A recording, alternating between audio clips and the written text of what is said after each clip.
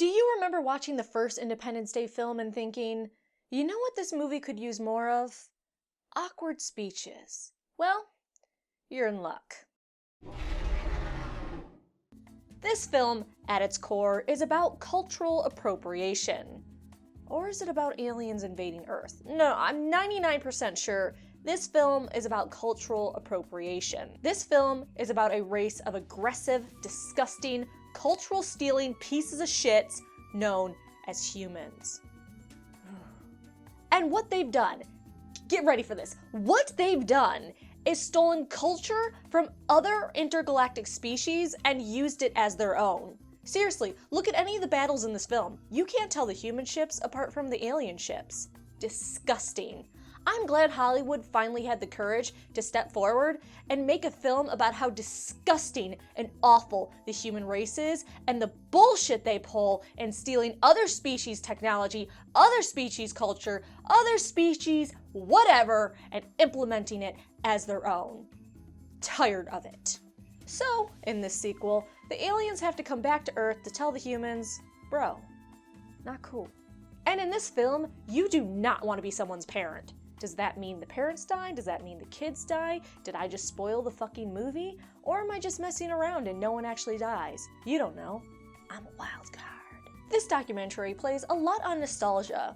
If you're in your 20s like me, you don't actually fucking remember the first film that well because you were literally a little kid. So from my memory, I sort of remember Will Smith angrily yelling at aliens while being funny at the same time. But Will Smith isn't in this film because he's busy trying to teach his child how to be a human, or at least pretend to be one.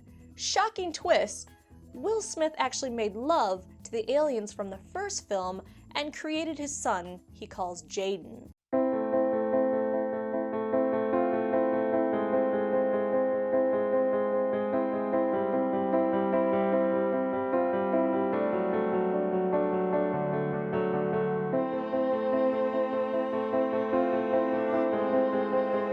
And this is why I take a few points from this film. They don't fully dive into the consequences of interspecies relations.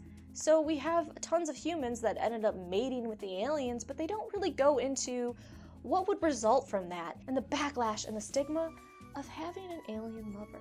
So what did I like about this film? Well, there are a lot of speeches, and by a lot I mean a few, but they are so cringy, they actually make me feel better about myself as a person, and that probably isn't a good thing.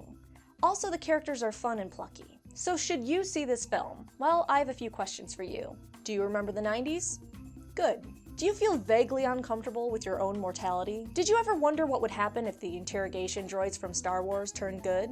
Do you like action movies that are passable enough to keep you distracted for a few hours while in the back of your mind you realize your life is slipping away, you haven't done anything with it, nor will you ever, and that it's meaningless and you should most likely just give up?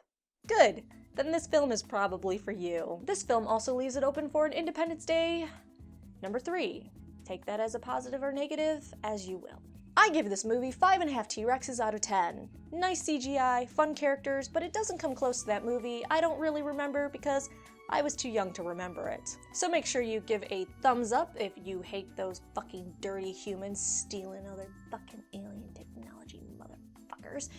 And come back for more movie reviews, TV reviews, mostly in the fall, Star Wars, Game of Thrones, comics, and anything sci-fi, fantasy, or horror related.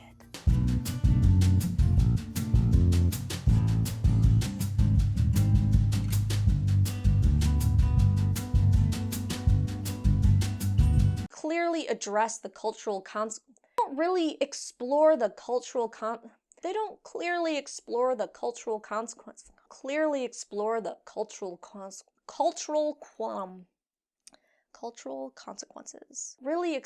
the cultural consequences.